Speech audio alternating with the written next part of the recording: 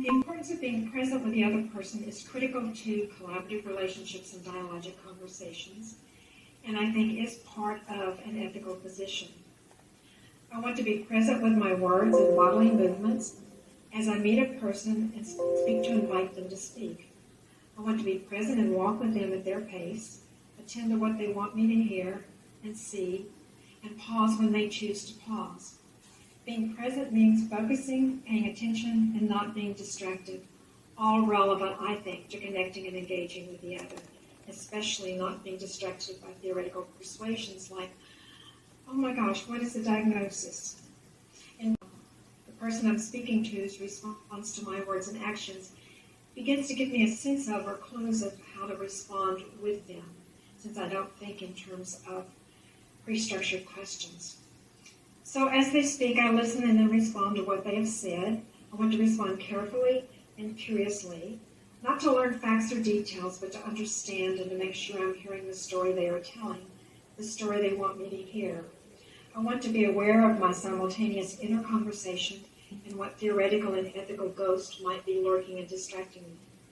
I want to respond to understand with an attitude of openness, friendliness, and trust. Careful responding is part of co-constructive conversation, part of creating a relational connection with the other person, creating a knowing with the other instead of knowing about the other. In other words, the client and I are making ethical decisions together. So I suggest, therefore, for me, collaborative ethics is a transpersonal, relational, dialogical process. And I want to emphasize that I think there should be coherence between my personal and my professional ethics. Colleagues who also write about ethics from a similar perspective, some of you may have read their writings. Lynn Hoffman talks about ethics of participation. A South African colleague, Dick Kutza, calls it participatory ethics. Susan Swim in California calls it process ethics. Susan McNamee, relational ethics, and Tom Anderson referred to insider ethics.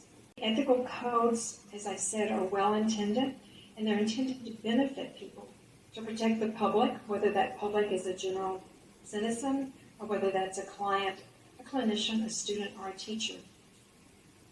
And I think they're usually written as if there is a universal predefined norm or shield of right and wrong. Such universal norms and externally imposed principles tend to be static and pass from one generation to the next. And as such, they can make distinctions that generalize and categorize the other, missing the complexity of life, missing the things that are happening in our fast-changing contemporary conventions, and inadvertently colonize.